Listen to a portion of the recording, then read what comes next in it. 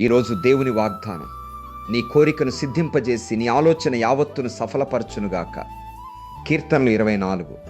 ఈరోజు నీ హృదయంలో ఎన్నో కోరికలు ఉండవచ్చును. నీవు మౌనంగా దేవునికి చెప్పుకున్న కలలు ఉండవచ్చును. ఎవరితోనూ చెప్పుకోలేని బాధలు, నెరవేరాలని ఎదురు చూస్తున్న ఆశలు ఉండవచ్చును. కానీ దేవుడు నీ హృదయాన్ని పూర్తిగా తెలుసుకున్నాడు.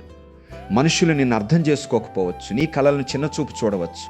కానీ దేవుడు నీ కోసం సిద్ధం చేసిన ఆశీర్వాదాలను ఎవ్వరూ ఆపలేరు. నీ కోరికను సిద్ధింపజేసి అని చెప్పిన దేవుడు నీ కన్నీళ్ల వెనుకున్న ప్రార్థనను కూడా వింటున్నాడు. నీవెంతో కాలంగా ఎదురు చూస్తున్న సమాధానాన్ని సరైన సమయంలో నీ జీవితంలో నెరవేర్చగలడు. ఈరోజు దేవుడు నీకు చెబుతున్నాడు, భయపడవద్దు, నీ ప్రార్థన నాకు వినబడుతోంది.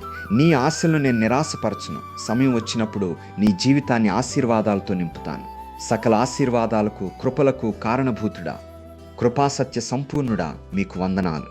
ప్రభువా, ఈ వాగ్దానం వినే ప్రతి హృదయాన్ని మీ కృపతో నింపు. నిరీక్షణలో ఉన్నవారికి సమాధానాన్ని, బాధలో ఉన్నవారికి ఆనందాన్ని అనుగ్రహించు. ప్రతి మంచి కోరికను మీ చిత్త ప్రకారం నెరవేర్చు.